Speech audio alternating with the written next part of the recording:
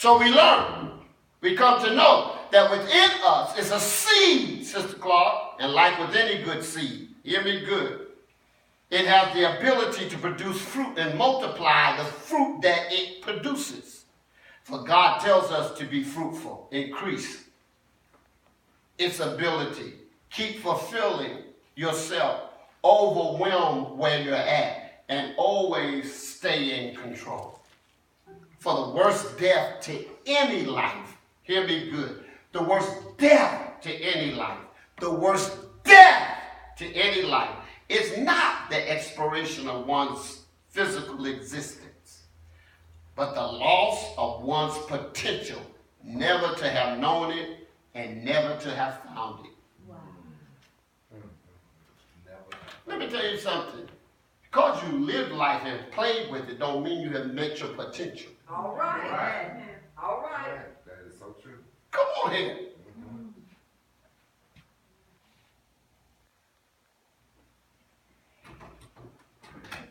So true. So true. Abraham was how old before he met his increase?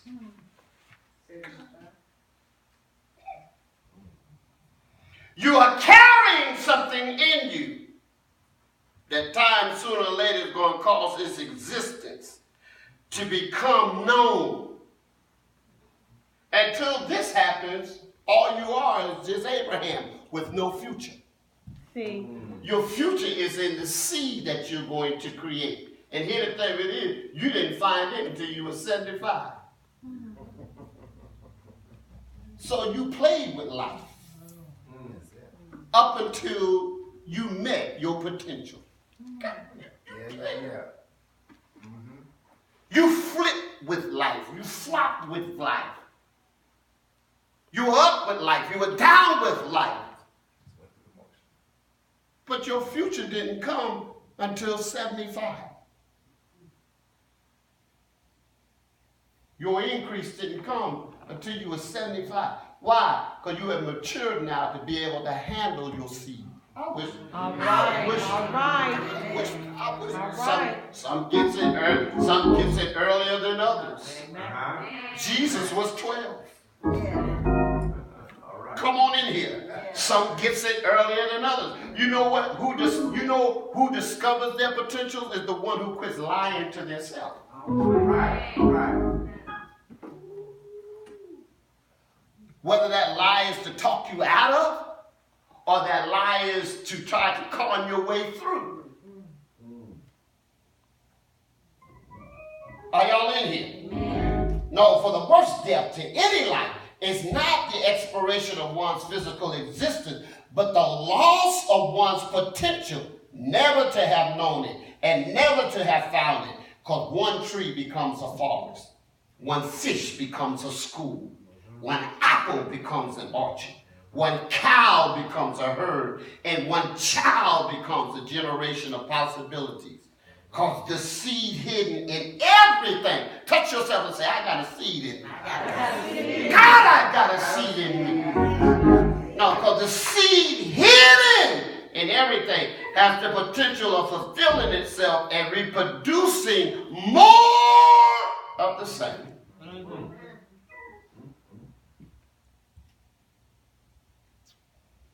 The ability to multiply and to increase lies within the individual and not in God. Waiting on God to do something when God said, I commanded you to be fruitful. Did my part. I commanded you to multiply. Did my part. I commanded you to replenish. Did my part. I commanded you to subdue. Did my part. I commanded you to have dominion. I've done my part. When you gonna show up? All right. God help me. He got commanded what creation must honor, because even we read on last week in Isaiah 55 where God says, my word that I speak shall not return unto me void. Sharon, we must always know that a seed, until it is released, is only a promise of its possibilities. Dying declaration. I know I could have done more in life. You down to your last win. What good is that to life now? Taking your last breath talking about, I understand there is more that I could have offered. More I could have accomplished. More I should have done. Really? And that's honor? So on your headstone, we ought to say, they know that there was more. There it is. All right. True. Yeah. Even though they died like this, they knew that there was more. You ought to look at your neighbor and say, I ain't dying like this. Come on, I ain't dying. There ain't enough of me running around. I ain't dying like this. Are y'all in here? And I'm not talking about, there's enough of the bad. Oh, yes. What you need to just start doing is multiplying some of the good. Are y'all in here? Listen. We must always know that a seed until it is released is only a promise of its possibility, because the release of our potential becomes the world's inheritance. Supposing the person who crafted the ability to put stained glass windows in a church died with this potential.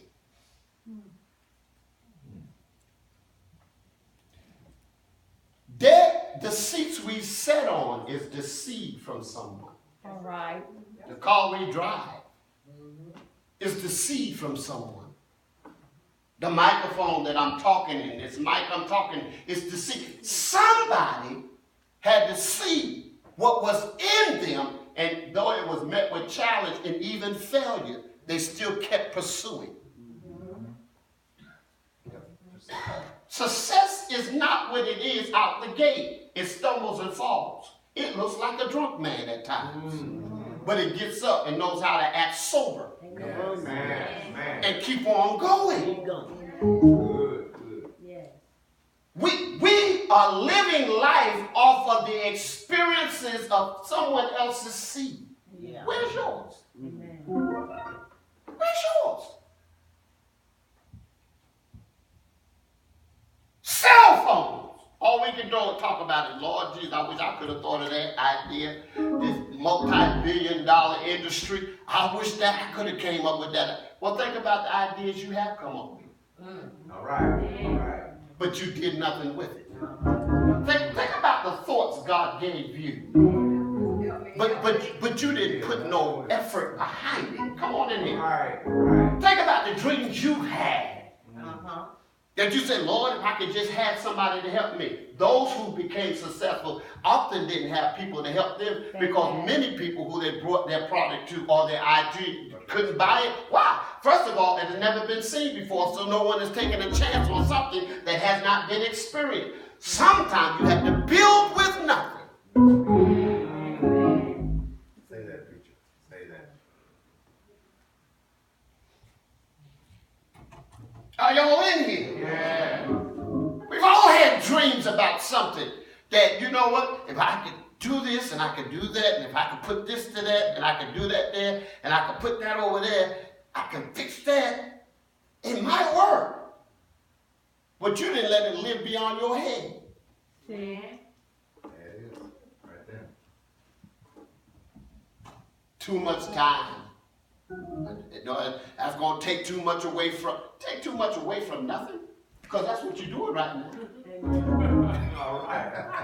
Amen. Come on, that's too much time, that's too much energy and stuff. So you rather go home, waste your energy sitting down looking at TV and sucking on lemonade and stuff like this and be broke. All right. Talk about it. Well, I don't know how to get, neither did anyone else. That's why they researched it. And anything it is, Google has made it easy. Amen. Amen.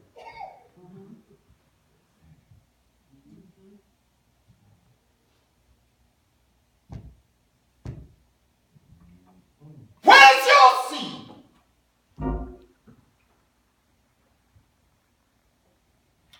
Where's your creativity? Show me your ability.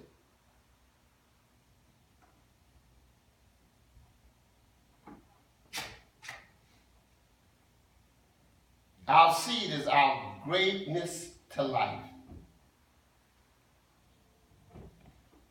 Our seed is our greatness to life. And seed, hear me, good, created by God to yield fruit is always good. It is where it is applied is not. Here we go. Touch your neighbor and say, neighbor, here we go. Here we go. Touch him and say, losing a few. Losing a few. To save some. To save some. In Matthew 13, turn there right quick. Matthew 13. Oh my God. I anticipated this moment. I'm anxious for this moment. I'm excited for this moment. Are y'all in here? Yeah. Matthew 13 and 1. Everybody turn in. Everybody turn in. Got Bibles all over this church. Are y'all there? Yeah. Listen to what the text says. The same day went Jesus out of the house and sat by the seaside, and what? And great multitudes were gathered together unto him, so that he went into a ship and sat. He wanted to make sure he had a good platform for people to hear what was about to say. He said, because he knew the words that was getting ready to come out of his mouth impacted and was going to have the ability to change everyone's life who was listening. Listen to somebody, look at somebody and say, it will change your life if you listen. And a great multitude were gathered together unto him, so that he went into a ship and sat, and the whole multitude stood on the shore. And he spake many things unto them in parables, saying, Behold, a sower went forth to sow. And when he had sowed, some seed fell by the wayside, and the fowls came and devoured them up. Some fell upon stony places where there had not much earth, and forthwith they sprung up, because they had no deepness of earth. And when the sun was up, they were scorched, and because they had no root, they withered away. Some fell among thorns, and the thorns sprung up and choked them. But others fell into good ground and brought forth fruit, some 100-fold, some 60-fold, and some 30-fold. Who has ears to hear, let him hear. Do you want to hear? All right. The question, I want to put it on the floor before us. The question, how many seeds does a farmer lose before he really learns how to plant? Question. How many seeds does a farmer lose before he really knows how to plant? The parable, hear me good, of the sower and the seed speaks in regard of the fact that seeds fell in different places, normal, causing us to see that the place our potential is applied is not always good.